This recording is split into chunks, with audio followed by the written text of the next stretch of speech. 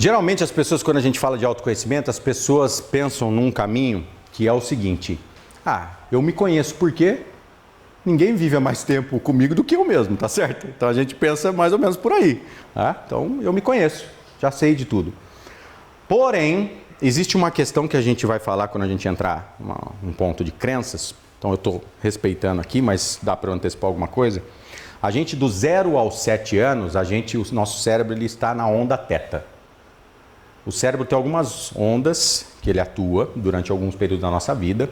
E do 0 ao 7, ele está na onda teta, que é uma onda totalmente criativa e de absorção de conteúdo e de tudo aquilo que a gente tem contato. Por isso que lá, do 0 ao 7, são instaurados em nós as crenças, tudo que a gente carrega para o resto da nossa vida. Só que a gente não faz nem ideia. Por quê? Porque você não, com 7 anos, você nem lembra, tá jogando bola só. 7 anos você nem sabe o que está acontecendo. Só que você, lembra que eu falei? Você vê, ouve e sente. Vê, ouve e sente, constantemente. Então as coisas já estão... Mas o que tem a ver isso com autoconhecimento? Porque autoconhecimento não é só saber das coisas que você faz no dia a dia. É reconhecer a sua história. Autoconhecimento é reconhecer a sua história, ou seja, olhar para a sua história, a sua historicidade e pensar muitas vezes no que... Por que eu faço isso que eu faço? Por que nesse limite que eu tenho, por que nesse problema que eu tenho, ele se repete? Por quê? Desde quando isso se repete? É reconhecer a sua história. Então eu gosto muito de falar isso. O autoconhecimento tem um valor especial para o próprio indivíduo. Uma pessoa que se tornou consciente de si mesma, por meio de perguntas que lhe foram feitas, está em melhor posição de prever e controlar seu próprio comportamento. Isso aqui é de um psicólogo, Skinner. Por quê? Porque quando você se pergunta, lembra que eu falei? Sócrates, falam que Sócrates foi o primeiro coach. Por quê? Porque ele tem um método socrático, que é a maêutica. O que é a maêutica, Eduardo? São as perguntas. Então Sócrates foi condenado a tomar a cicuta, o veneno, né? Ele foi condenado a se envenenar, tá? Cometeu suicídio. Por quê? Porque ele era um cara que transgredia a mente dos jovens gregos. Por quê? Porque ele fazia perguntas. Então toda vez que alguém falava alguma coisa, por exemplo, eu não gosto dessa pessoa aqui, não vou com a cara dessa pessoa, só que você falava, por que você não vai com a cara dela? Não, acho que essa pessoa é chata. A gente não ouve muito isso, a pessoa não tem uma explicação concreta, com base para ela falar. Ela fala, não, é muito chata. E Sócrates falava, por quê? Por que ela é chata? Não, porque eu fui pedir uma coisa para ela, você acredita que ela falou não para mim? Tá, então você entende que uma pessoa para você é chata, não, uma pessoa insuportável, porque ela falou não para você? Então você é uma pessoa que não pode ouvir o não? E aí a pessoa já ia perdendo a paciência com Sócrates. Mas você entende? A gente não para pensar, a gente para se perguntar em algum momento, hoje em dia, nesse dia corrido, é difícil, não é? Você parar e fazer esse exercício, se perguntar por que eu faço o que eu faço, por que isso se repete, desde quando isso se repete e quando começou. Isso é muito difícil de a gente fazer. Por isso que eu falo que a maioria das pessoas precisariam de terapia. As pessoas, infelizmente, têm um preconceito muito grande que elas acham que fazer terapia, buscar um terapeuta, uma pessoa assim, é coisa para quem está ficando louco. E não é. Por quê? Porque o terapeuta ele vai usar métodos nesse sentido para te ajudar a entender a sua historicidade e a reconhecer a sua vida. Então, não é simplesmente saber coisas sobre você, é reconhecer a sua história, sobre possuir valores claros e entender sobre o que ainda é ferida e o que já virou cicatriz. Tá? Por quê? Porque tem coisa na nossa vida que é ferida emocional. Tem coisa na nossa vida que não cicatriza. Por quê? Porque ainda é ferida. Ferida é coisa aberta. Cicatriz já fechou, mas já está a marca. Por quê? Já está calejado, você já sabe. Então, cicatriz e ferida é a diferença. E a gente precisa entender isso. O quê? Procurando ajuda, procurando autoconhecimento, procurando reconhecer. Não dá para me aprofundar tudo nisso aqui, é claro, a gente tem pouco tempo, tem que acelerar, mas isso já quero elucidar para vocês.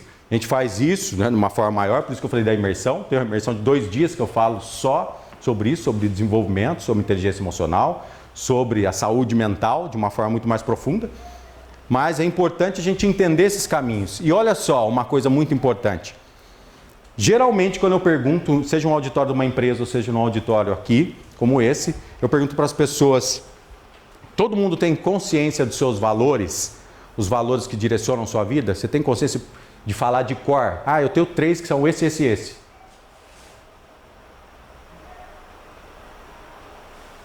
Duas pessoas. Não é para ter vergonha nem nada, viu, gente? Aqui a gente está para aprender. Porque eu também, há tempos atrás, não tinha a menor ideia disso quando me falavam. Mas, Eduardo, por que você está falando de valores? Eu estou falando de coisa para vocês que a gente usa na vida inteira e que a escola não ensina. Infelizmente, a escola não ensina coisas que a gente vai usar para o resto da vida. A escola ensina, a não ser particulares, que tem alguns programas, enfim, mas a escola, né? Eu estudei escola pública. A escola pública, principalmente, ela ensina sobre ética, valores e princípios? Não. A escola, ela ensina sobre administração financeira? Como administrar o seu dinheiro? Não. Dinheiro você não vai usar o resto da sua vida? E muito tempo você vai passar correndo atrás dele? Não é assim? Não ensina. A escola te ensina como você trabalhar a sua mente para que ela não trabalhe contra você? Não ensina. Então você tem que buscar. Foi isso que eu fui buscar.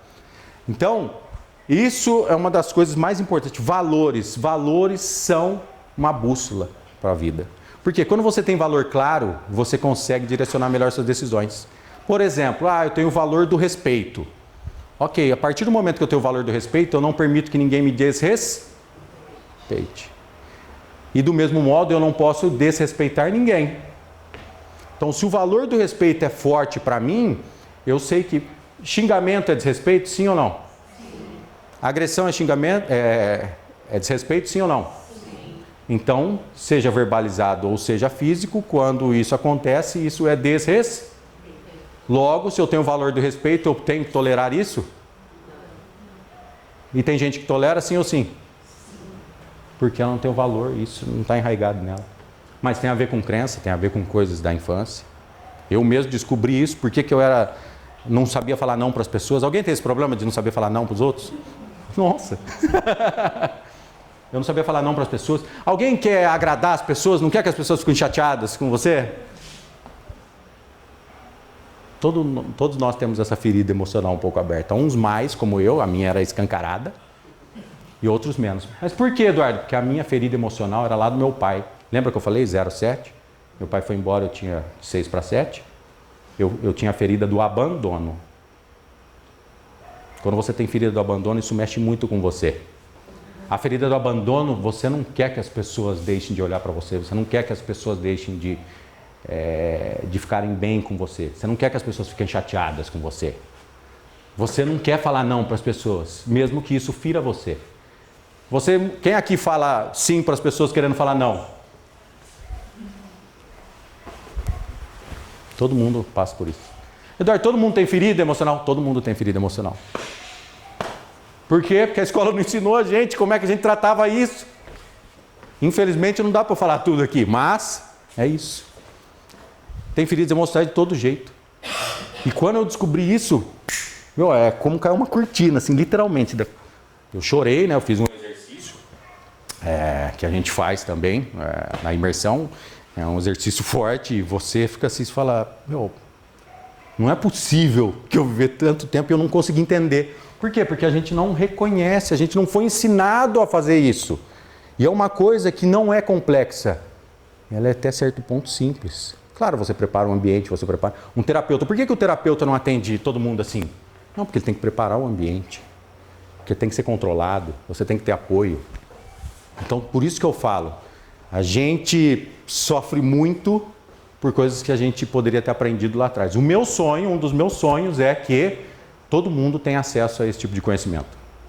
Sobre como construir valores e princípios, sobre como você entender o que é inteligência emocional, sobre como você entender pelo menos os caminhos da sua mente de uma forma simples, porque não dá para você ensinar sobre neurociência, é o que eu falei para vocês. Para ficar chato, você vai dormir aqui, se eu começar a falar disso. Mas eu tenho que trazer de uma forma que você comece a falar, puxa, faz sentido. Está fazendo sentido para vocês? Sim ou sim? Sim. Que bom. Crenças. Como eu falei, do 0 ao 7, é esse momento que as crenças entram lá na nossa vida. Quem aqui ouviu já algum tipo de coisa, como eu falei aqui no começo, né? Querer é poder. Quem desde a infância ouviu isso? Querer é poder. Tudo pode crer, só basta acreditar. Nossa, eu canto bem, né? Vocês viram que... Quem ouviu isso? Tem gente que não ouviu porque é mais jovem. Eu preciso mudar essa piada, viu, João? Não está funcionando bem. Xuxa, tá, gente? Só para saber, assim, Xuxa, ela cantava isso, né? Então, o que acontece? A gente vai ouvindo coisas que os nossos pais, porque eles também não aprenderam na escola, né? Nem nossos pais substitutos, nem as pessoas que conviveram com nós, tios, tias, irmãos, primos, nenhuma dessas pessoas aprenderam isso. Não aprenderam o que era a instauração de crenças. O que era você repetir algumas coisas. Porque a crença, ela vem como? Como que ela vem, gente? Calma, assustou aí? Calma. Eu acabei de fazer que vocês tivessem um sustinho só para CREB1 sair da sua mente. CREB1, Eduardo, o que é CREB1? CREB1 é uma substância que quando a gente toma um forte impacto emocional, quando a gente toma um susto, ela é liberada pelo nosso cérebro e ela ajuda que a gente absorva um pouco mais aquilo que está sendo dito ou aquilo que está acontecendo. Por isso que crenças são formadas ou com forte impacto emocional ou com repetição. Quem aqui lembra, por exemplo, do World Trade Center? Também é para os mais velhos, não tem os jovens? Todo mundo lembra. E provavelmente todo mundo lembra o que estava fazendo, onde estava. Eu lembro, inclusive, da morte de Ayrton Senna em 94. Eu tinha 13 anos e eu lembro que eu estava na casa da minha tia, em Franco da Rocha. Por quê? Forte impacto emocional. Então você nunca mais vai esquecer. Assim como coisas da sua vida, seja a morte de alguém, seja um acidente de carro. Tem gente que não consegue dirigir porque, quando na infância sofreu um acidente de carro, e essa pessoa precisa de uma dessensibilização, que é um dos processos de terapia. Então ela precisa passar por isso. Por quê? Porque isso ficou tão forte na mente dela que criou nela algo que não permite, né, algum tipo de transtorno que ela tenha, de ansiedade ou pânico, de ela pensar em dirigir. Por quê? Por causa do acidente que ela sofreu. E é claro, tem coisas que são repetidas. E vamos a algumas coisas que são repetidas. Não sei se vocês já ouviram algumas coisas dessas. Vamos lá brincar agora. O jogo do Silvio Santos. Oi, jogo das crenças. Dinheiro não traz felicidade. Quem já ouviu? Não adianta, não vai dar certo. Nossa, daí que não... Todo mundo pensa isso aí, não é, gente? Fala pra mim. Quando você começa um projeto assim, alguma coisa, você fala, não, vai. Aí passa um tempo, você está empolgado, aquilo está fervendo, você sai assim, e aí daqui a pouco você vai, abre a geladeira, que a geladeira é um momento de pensar, né? Não é assim? Você abre a geladeira e você fala assim, acho que não vai dar certo. Não, acho que... eu estou muito empolgado. Estou muito empolgada. Ah, mas o fulano... Não, mas o fulano é diferente. É assim ou não é? Um fulano... acho que ele tem dinheiro. É assim ou não é? Por quê? Porque o cérebro... Lembra que eu falei lá no começo? O que o cérebro é? Uma máquina de economizar energia. Então o cérebro vai fazer o quê? Peraí, está pensando num projeto maior. Você é maluco? Você é doido na cabeça? Você quer me incomodar? É isso que eu estou entendendo. Você está querendo me incomodar. Está tão bom. Netflix, pipoca, entendeu? Aí tem Amazon Prime que está em promoção. E aí você está falando de fazer um projeto que você vai ter que virar a noite trabalhando. Você vai ter que estudar. Ah, para com esse negócio do seu ouvido, Eduardo, lá de pedagogia, caramba. Não é assim? Não adianta, não dá certo. Mas você tentou? Não, mas sabe o que é? Não é sabe o que é. Aí você começa. Por quê? Porque isso aqui, além da sua mente contribuir, você já ouviu muitas vezes. Por quê? Porque os pais às vezes falaram isso pra gente, porque pai não quer que a gente sofre. Pai não foi educado também. Pai e mãe não foi educado desse modo, como eu falei. Por quê? Na escola nós não aprendemos isso. Então o pai e a mãe não quer que você sofre. Então ele fala assim, meu filho, minha filha, você tem certeza disso aí? Não é melhor continuar fazendo o que você está fazendo? Você está ganhando, está dando para pagar a conta de água, está difícil. Conta de luz subiu. Não está dando para você se manter, filho. Fica tranquilo, fica nisso aí que dá certo. Uma hora acontece. Como que uma hora acontece se você não faz por merecer? Não é assim? Então não adianta. E aí você ouve, né?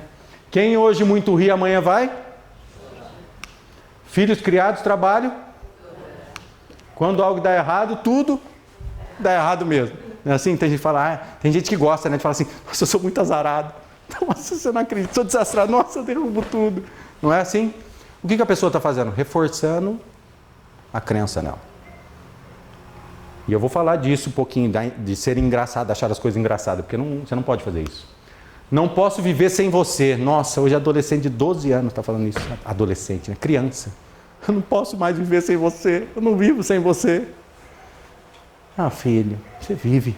Vai viver sem muita gente ainda, durante muito tempo. Você vai ver. Você vai viver com gente e depois não vai viver mais com aquela gente. Você vai viver e depois não vai viver de novo. E assim vai. Quem já pensou isso várias vezes? Quando largaram ou chifraram, eu tive alguns já. Quem já pensou nisso? Não vivo mais sem essa pessoa, meu Deus. Aí depois você conhece outra pessoa, aí você para assim um dia na geladeira, vamos de lá.